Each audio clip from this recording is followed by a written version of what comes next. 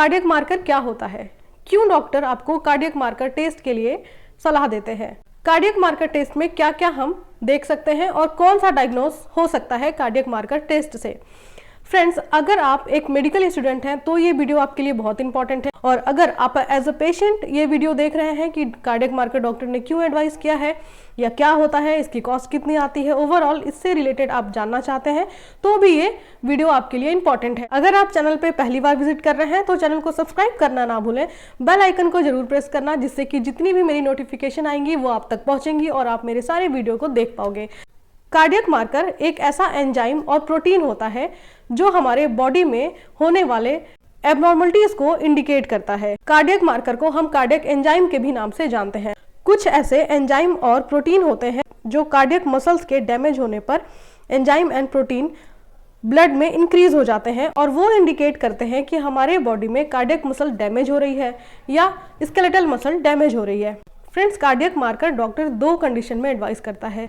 एक, आपके ईसीजी के अंदर ईएमआई यानी कि मायोकार्डियल इंफ्रैक्शन देखा गया है, या आप में ऐसी कोई कंप्लेन है कि आपको सीवियर चेस्ट पेन हो रहा है और वो रेडिएट होके आपके शोल्डर तक जा रहा है और ये बहुत ही पेनफुल था, ऐसे में आप गिर गए या आप रेस्टलेसनेस हो गए, तो डॉक्टर ये जानने के लिए कि कहीं आपकी कार्डियक मसल डैमेज तो नहीं हो रही है, ये फाइंड आउट करने के लिए डॉक्टर कार्डियक मार्कर टेस्ट की सलाह देते हैं। How many types of cardiac marker? Mainly 4 type के कार्डियक मार्कर प्रेजेंट होते हैं। सबसे पहला होता है मायोग्लोबिन, जो कि O2 बाइंडिंग प्रोटीन भी कहा जाता है। सेकंड होता है ट्रोपोनिन, ये भी एक प्रोटीन है। एंड थर्ड होता है क्रेटिनिन काइनेज, या हम कह सकते हैं क्रेटिनिन फॉस्फोकाइनेज, तो इसे शॉर्ट फॉर्म में हम CKMB भी कहते हैं या हम CPKMB भी कह सकते हैं। एंड फोर्थ टाइप हमारा होता है LDH। LDH को लैक्टेट डिहाइड्रोजिनेस कहते हैं। ये 4 टाइप के कार्डियक मार्कर होते हैं। क्यों किया जाता है ये तो आप समझ ही गए कि जब आप में चेस्ट पेन या कोई भी ऐसी कंप्लेन होती है जो आपके कार्डियक से रिलेटेड होती है तो आपको ये टेस्ट करने के लिए डॉक्टर एडवाइस करते हैं। और इस टेस्ट से ये पता चलता है कि कहीं आपकी कार्डियक मसल डैमेज तो नहीं हो रही है, कहीं वो प्रोटीन जो आपके कार्डियक मसल्स में पाए गए हैं वो इंक्रीज तो नहीं है। अगर इंक्रीज है तो इट मीन्स कि आपके बॉडी में कार्डियक मसल्स डैमेज हो रही हैं, तो इसीलिए ये टेस्ट परफॉर्म किया जाता है। तो जो ये मैंने 4 टाइप्स बताए हैं, इन्हीं 4 टाइप्स को हम इन डिटेल से समझते हैं। मायोग्लोबिन। मायोग्लोबिन एक ऑक्सीजन बाइंडिंग प्रोटीन होता है जो हमारे कार्डियक मसल और स्केलेटल मसल में पाया जाता है। जब कार्डियक मसल या स्केलेटल मसल डैमेज होती है तो मायोग्लोबिन का लेवल इंक्रीज हो जाता है हमारे ब्लड में, और ये इंक्रीज मायोग्लोबिन लेवल ये इंडिकेट करता है कि हमारी कार्डियक मसल या स्केलेटल मसल डैमेज हुई है। फ्रेंड्स, MI के बाद विद इन 2 आवर्स में मायोग्लोबिन का लेवल हाई होता है और 7 आवर्स के बाद यानी 7 घंटे के बाद मायोग्लोबिन का लेवल ब्लड से डिक्रीज हो जाता है। फीमेल में मायोग्लोबिन का नॉर्मल लेवल होता है 10 to 65 नैनोग्राम पर ml एंड मेल में होता है 10 to 95 नैनोग्राम पर ml। कहीं कहीं किसी बुक में ये 10 to 70 नैनोग्राम पर ml भी लिखा हुआ है। अब समझते हैं छोटे से लाइन में इसके मैकेनिज्म को। फ्रेंड्स, मायोग्लोबिन क्या है? हमारे कार्डियक मसल्स में होता है। ये हमारे कार्डियक मसल्स को जो ऑक्सीजन की रिक्वायरमेंट होती है ये O2 के साथ बाइंड होता है, और जो हमारे कार्डियक मसल्स की O2 की रिक्वायरमेंट है यानी ऑक्सीजन की रिक्वायरमेंट है वो उसको फुलफिल करता है। बट किसी कंडीशन में जब हमारे हार्ट को ब्लड नहीं मिलता या ऑक्सीजन नहीं मिलता है, जो हमारी बॉडी खुद के लिए डिफेंस क्रिएट करती है वो ये करती है कि मायोग्लोबिन का लेवल हाई हो जाता है क्योंकि ऑक्सीजन बाइंडिंग ज़्यादा से ज़्यादा हो पाए। तो जब मायोग्लोबिन का लेवल हाई होता है तो वही हमारे ब्लड के अंदर इसका लेवल इंडिकेट करता है कि पेशेंट में MI देखा गया है। एंड सेकेंड कार्डियक मार्कर था हमारा ट्रोपोनिन। ट्रोपोनिन भी एक टाइप का प्रोटीन होता है और ये भी कार्डियक मसल और स्केलेटल मसल्स में पाया जाता है। बट ट्रोपोनिन के 3 आइसोमर होते हैं। पहला होता है ट्रॉप आई, दूसरा होता है ट्रॉप टी एंड तीसरा होता है trop C. Troponin I, troponin T, troponin C को हम शॉर्ट फॉर्म में ट्रॉप आई, ट्रॉप टी और ट्रॉप सी के नाम से भी जानते हैं। जो ट्रॉप आई है वो MI में कार्डियक मसल्स जब डैमेज होती है तब इंक्रीज होता है।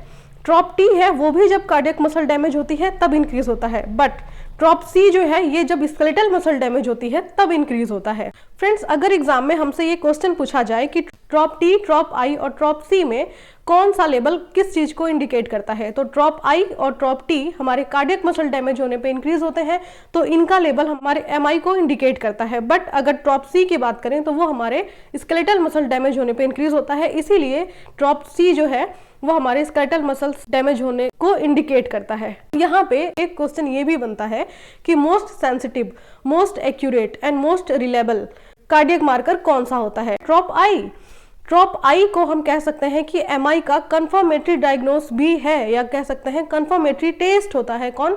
ट्रॉप आई बहुत कॉस्टली भी होता है, इसीलिए हम इसे रेयर ही कराते हैं, क्योंकि बाकी जो सारे कार्डियक मार्कर्स होते हैं वो भी ये इंडिकेट करते हैं कि पेशेंट में एमआई देखा गया है। बट ट्रॉप आई को हम कंफर्मेटरी टेस्ट बोलते हैं, क्योंकि ट्रॉप आई जो है वो most accurate, most reliable and most sensitive troponin होता है। कभी अगर हमसे ऐसा क्वेश्चन पूछा गया कि गोल्ड स्टैंडर्ड कार्डियक मार्कर कौन सा होता है, तो हमें ये भी पता होना चाहिए कि गोल्ड स्टैंडर्ड कार्डियक मार्कर ट्रॉप आई होता है, क्योंकि ये जो ट्रॉप आई है वो बेसिकली कार्डियक मसल्स में ही पाया जाता है। तो इनका लेवल अगर हाई है तो ये इंडिकेट करता है कि मायोकार्डियल इंफ्रैक्शन देखा गया है पेशेंट के अंदर। तो ये तो था हमारा सेकेंड कार्डियक मार्कर ट्रोपोनिन। अब हम आते हैं अपने थर्ड टाइप की तरफ, जो है CKMB या CPKMB। CKMB का फुल फॉर्म है क्रेटिनिन फॉस्फोकाइनेज मायोकार्डियक बॉन्ड। फ्रेंड्स, जो मैंने स्टार्टिंग में बताया था, क्या?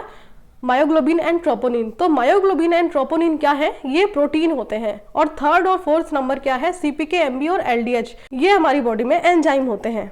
और ये CPKMB जो एक क्रेटिनिन काइनेज एंजाइम है, वो क्रेटिनिन से एनर्जी प्रोड्यूस करता है। अब ये CPKMB के भी 3 आइसोमर्स होते हैं, CKMB, CKBB, CKMM। CKMB ये कार्डियक मसल में प्रेजेंट होता है, जो कि 1 to 5% पाया जाता है। CKBB जो कि ब्रेन और नर्वस टिश्यू में प्रेजेंट होता है। और हमारा थर्ड आइसोमर है CKMM। CKMM हमारे कार्डियक मसल में प्रेजेंट होता है, जो कि 99% होता है। कैसे इंक्रीज होते हैं, कब होते हैं? एक छोटे से मैकेनिज्म में हम ये भी समझ लेते हैं। कार्डियक अरेस्ट हुआ, या कह सकते हैं पेशेंट में मायोकार्डियल इंफ्रैक्शन हुआ है, तो इसमें ये किस वजह से हुआ? Lack of oxygen and lack of blood की वजह से हुआ। ये क्या डैमेज करता है? ये डैमेज टू टिश्यू नेक्रोसिस, ये नेक्रोसिस क्रिएट करेगा, डैमेज करेगा कार्डियक मसल्स को। और उसके बाद क्या होता है? CKMB लेवल इंक्रीज हो जाता है आफ्टर 6 आवर्स। तो ये CPKMB का लेवल 18 घंटे के बाद, यानी मायोकार्डियल इंफ्रैक्शन के 18 घंटे के बाद जो CPKMB का लेवल है वो बिल्कुल इंक्रीज यानी हाई लेवल पे मिलता है। और 48 to 72 आवर्स के बाद इसका लेवल डिक्रीज हो जाता है हमारे ब्लड के अंदर। क्रेटिनिन काइनेज का नॉर्मल लेवल क्या होता है? क्रेटिनिन काइनेज का normal level 26 to 175 international unit पर लीटर होता है। कई बुक में ये डिफरेंट भी रेंज दिए होते हैं। CKMB मेल में 2 to 6 नैनोग्राम पर लीटर होता है एंड फीमेल में 2 to 5 नैनोग्राम पर लीटर होता है। वहीं अगर इंटरनेशनल यूनिट में हमसे पूछता है 26 to 175 इंटरनेशनल यूनिट पर लीटर होता है। तो जैसा कि CKMB है वो जब कार्डियक मसल डैमेज होता है तब इंक्रीज होता है। अगर CKMM का लेवल इंक्रीज हुआ है तो वो स्केलेटल मसल डैमेज होने को इंडिकेट करता है। CKBB का जो वैल्यू है अगर वो ब्लड में इंक्रीज मिलता है तो वो हमारे ब्रेन या नर्वस टिश्यू के डैमेज होने को इंडिकेट करता है। तो एक पॉइंट हमने ये भी जाना कि आफ्टर MI 6 आवर्स पे हमें इसका लेवल इंक्रीज मिलता है, और पीक लेवल पे कब होता है? MI के 18 आवर्स के बाद। अब फ्रेंड्स, ये है हमारा 4 टाइप जो आपको स्क्रीन पे दिख रहा है, LDH। LDH सेलुलर रिस्पायरेशन में भी हेल्प करता है। LDH का फुल फॉर्म होता है लैक्टेट डिहाइड्रोजनेस एंजाइम। ये साइटोप्लाज्म ऑफ सेल में प्रेजेंट होता है। ये हमारे सेलुलर रिस्पायरेशन में हेल्प करता है। कौन? LDH। ये भी एक एंजाइम होता है, और इस एंजाइम का लेवल भी तब हाई होता है जब हमारे मसल्स डैमेज होते हैं। LDH के भी 5 आइसोमर होते हैं, पर हमें इतना डिटेल नहीं जाना है। हमें इसके 2 आइसोमर्स पढ़ने हैं, जो कि इंपॉर्टेंट होता है। एग्जाम के बेस पे भी हमसे यही पूछा जाता है, LDH first and LDH second. Friends, LDH first हमेशा कम होता है LDH 2 से, but during myocardial infraction LDH का लेवल हाई हो जाता है और LDH 2 का लेवल डिक्रीज हो जाता है। तो जब भी LDH फर्स्ट इंक्रीज होता है वो हमें ये इंडिकेट करता है कि पेशेंट में मायोकार्डियल इंफ्रैक्शन देखा गया है, क्योंकि LDH फर्स्ट तभी हाई होता है जब पेशेंट में MI हुआ है। और नॉर्मल टाइम में, नॉर्मल ड्यूरेशन में LDH फर्स्ट हमेशा कम होता है और LDH 2 ज्यादा होता है। LDH फर्स्ट कार्डियक मसल और RBC में पाया जाता है, बट LDH 2 हमारे WBC में पाया जाता है। अगर किसी पेशेंट में मायोकार्डियल इंफ्रैक्शन देखा गया है तो उसके 24 आवर्स के बाद, यानी कि जब भी हार्ट अटैक आया है उसके 24 आवर्स के बाद हमें पेशेंट में LDH लेवल पीक लेवल पे मिलता है। इसी वजह से इसे हम लेट मार्कर के नाम से भी जानते हैं। तो ये थे इसके कुछ important points LDH first and LDH 2 के। फ्रेंड्स, अगर हमसे पूछे कि मोस्ट एक्यूरेट, मोस्ट रिलायबल और मोस्ट कंफर्मेटरी मार्कर कौन सा है, तो वहां पे हमारा आंसर होना चाहिए ट्रॉप आई। बट अगर पूछे कि लेट मार्कर और सबसे पहला जो मार्कर यूज किया गया कार्डियक मार्कर, तो वो होता है LDH। इसे लेट मार्कर तो कहते ही हैं, साथ के साथ इसे हम सबसे फर्स्ट मार्कर के नाम से भी जानते हैं, क्योंकि सबसे पहले अगर कोई मार्कर टेस्ट किया गया था कार्डियक पेशेंट में तो वो था LDH। ये MI के या अटैक के 24 आवर्स के बाद इसका लेवल देखने को मिलता है। पीक लेवल इसका 48 टू 72 आवर्स पे मिलता है और ये 7 टू 14 डेज के बाद इसका लेवल नॉर्मल हो जाता है। तो ये था आज का वीडियो जो कि कार्डियक मार्कर के ऊपर है। फ्रेंड्स, अगर आप में कोई डाउट रह गया है तो आप मुझे कमेंट कर सकते हैं, मैं वहां पे भी आपका आंसर दूंगी। आई होप वीडियो आपके लिए इन्फॉर्मेटिव रहा हो। ऐसे ही इन्फॉर्मेटिव वीडियोस के लिए आप मेरे चैनल के साथ बने रहें, चैनल को सब्सक्राइब करें। फिर मिलेंगे किसी इंपॉर्टेंट टॉपिक के साथ, तब तक के लिए टेक केयर, बाय बाय।